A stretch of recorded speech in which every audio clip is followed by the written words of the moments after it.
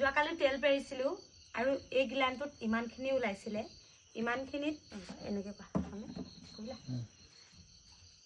এবটল খৰিৰ ৰ'বা হয়নে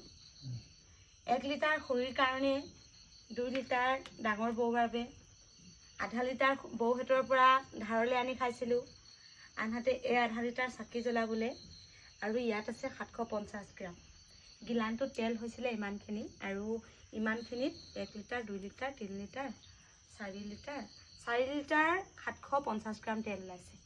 আৰু যদিহে ফুল হৈ যায় তেতিয়াহ'লে হয়তো 6 লিটাৰ ওচৰা-ওচৰি তেল ধৰে এটা গিলানত